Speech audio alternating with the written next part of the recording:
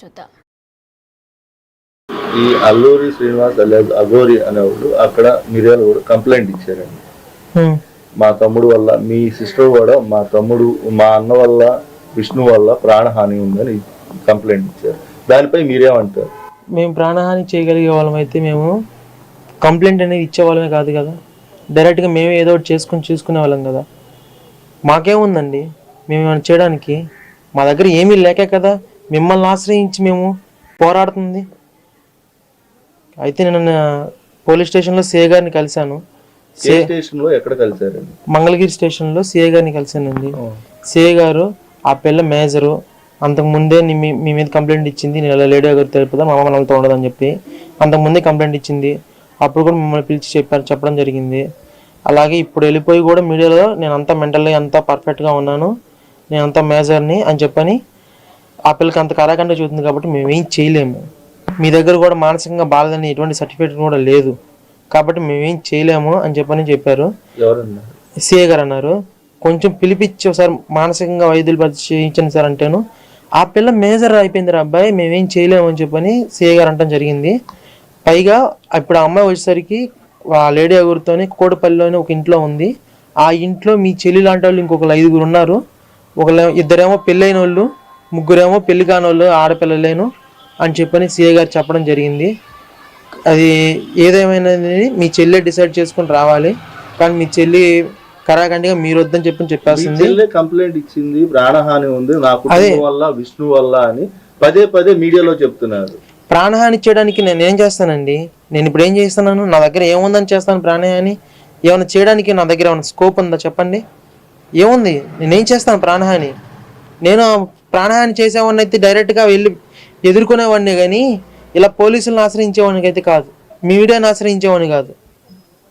అది నేను కూడా ఇంకా సిఏ గారు చెప్పిన మాటలను బట్టి నేను ఇక వదిలేసుకుందాము. మీడియా అయితే నాకు చాలా బాగా సపోర్ట్ చేసింది. మీ బిగ్ టీవీ కానివ్వండి, ఇంకా ఇతర మీడియా ఛానల్స్ కానివ్వండి, నాకు చాలా బాగా సపోర్ట్ చేశారు. ఇంకా నేను వదిలేసుకుందాము.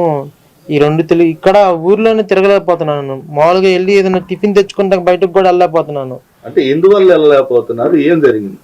ఇలా మీడియా అంతా గుచ్చిగా ఆ పిల్ల చేసిన పనికి కానీ, ఆ లేడీ ఒకరి చేసిన పనికి కానీ ఇలా పేరంతా బాగా ఖరాబ్ అయిపోయి వెళ్ళలేకపోతున్నాం. బాగా వీడియోస్ ట్రోల్స్ అవడం కానీ, అందుకని ఈ 2 తెలుగు రాష్ట్రాల్లో ఇంకెక్కడ ఉండలేమని చెప్పని ఏదో ఎక్కడో చోటకి వెళ్ళి బతుకు తెరుగు కోసం ఏదో పని చేసుకోవాలి. కాబట్టి మేము ఇంకెన్నాళ్ళని పోరాడతాము. మాకు పని చేస్తేనే మాకు ఇల్లు గడుస్తుంది.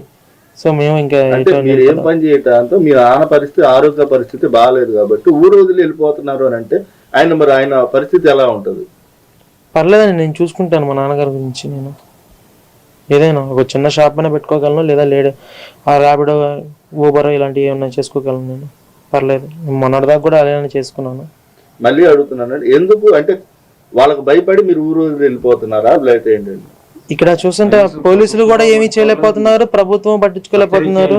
కానీ మీడియా ఒక్కటి మాత్రం మాకు బాగా సపోర్ట్ చేస్తుంది. కానీ ప్రభుత్వం కానీ పోలీసులు కానీ ఎవరు ఏమీ చేయలేకపోతున్నారు. ఇక్కడ మీరు చూసుకున్నట్టే కదా. ఇంకా ఈ విషయంలో మాత్రం లేడీ అఘోరి గెలిచింది. మేము ఇంకా పోరాడలేము, ఎందుకంటే మేము పోరాడేంత శక్తి కూడా మా దగ్గర లేదు. నేను ఏదో ఒకటి చేస్తే కానీ ఇల్లు గడదు నాకు. అలాంటిది ఇంకా ఎన్నాళ్ళని ఇంకా ఆపుకుని ఏ పని చేయకుండా ఇంకా ఎన్నాళ్ళని పోరాడగలను నేను?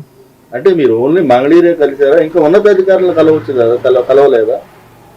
లేదండి, ఉన్నతాధికారులు ఎవరు, పోలీసులు ఏం చేయలేకపోతున్నారు. ఇంకా ఉన్నతాధికారులు ఎవరిని కలవమంటారు? నాకు ఎవరు తెలుసు చెప్పండి? నాకు ఎవరు తెలియదు.